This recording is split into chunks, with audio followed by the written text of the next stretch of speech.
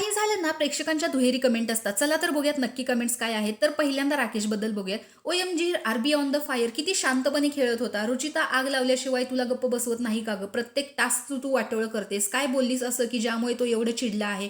तर रुचिता बदल आहे. रुचिता आहे म्हणून घरात जरा दम असल्यासारखं वाटतं. नाहीतर बाकीचे नुसते पिकनिकसाठी आलेले आहेत. काही म्हणा, पण रुचिता अख्ख्या घराला पुरून उरते. राकेश बापट नेहमी धमक्या का देतोय? जायचं आहे तर निघ ना बाबा, तुला कोणी इथे थांबवून ठेवले? अशा प्रेक्षकांच्या भन्नाट कमेंट्स या प्रोमोवरती आलेल्या आहेत. चला तर बघूया नक्की काय घडलेलं आहे. आता काल आपण पाहिलंच, बीबी पापड फॅक्टरी हा एक कॅप्टन्सी उमेदवारीचा टास्क होता. याच्यामधून 4 उमेदवार तर ऑलरेडी भाऊंनी बाद केलेले होते की ते कॅप्टन्सीचे उमेदवार या वीकमध्ये नसणार आहेत. आणि ते प्रभू आणि रुचिता हे दोघंजण तर संचालक आहेत. आता कालच आपण जर टास्क बघितला तर त्याच्यामध्ये एकही पापड यांनी लाटून दिला नाही किंवा लाटलेला पापड नीट ठेवू दिला नाही. सगळीकडे कणिक एकीकडे, पीठ एकीकडे, तेल, पाणी सगळं एकीकडे एकीकडे असं टाकून दिलेलं होतं.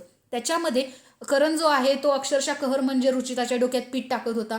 रुचिताचं काहीतरी वेगळंच चाललेलं होतं. पोळपाट लपव, कणिक लपवून ठेव. आणि दिव्या आणि दीपाली यांचं चाललेलं की मी फक्त लाटतच बसते, मग ते मला जागा मिळेल तिथे मी लाटायला तयार आहे, असं काहीसं या दोघींचं चाललेलं होतं.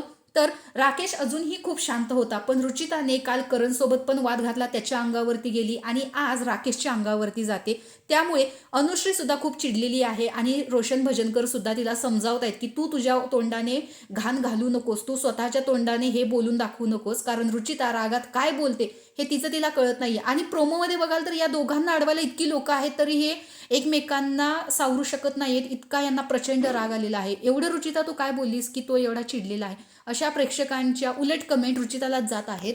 तर याआधी सुद्धा रुचिताने ज्यावेळेस त्याच्या पर्सनल कॅरेक्टरवरती विषय घेतलेला होता त्यावेळेस सुद्धा त्याचं म्हणणं होतं की मला या घरात राहायचं नाहीये, एकतर ती राहील किंवा मी राहील. आता सुद्धा राकेशचं हेच आहे की एकतर ती राहील किंवा मी राहील. म्हणजे त्याला या गोष्टी सहन होत नाही. तो अतिशय शांतपणे खेळत असतो, पण रुचिता मुद्दाम काहीतरी विषय काढते आणि भडकवून देते आणि त्याविषयी राकेशला खूप वाईट वाटतं.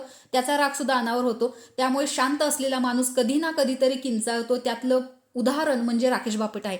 तर तुम्हाला याच्यामध्ये रुचिता किंवा राकेश या दोघांपैकी कोणाची चूक वाटते हे कमेंट बॉक्समध्ये सांगा. अशाच व्हिडिओसाठी आपल्या चॅनलला सबस्क्राईब करा. तोपर्यंत बाय.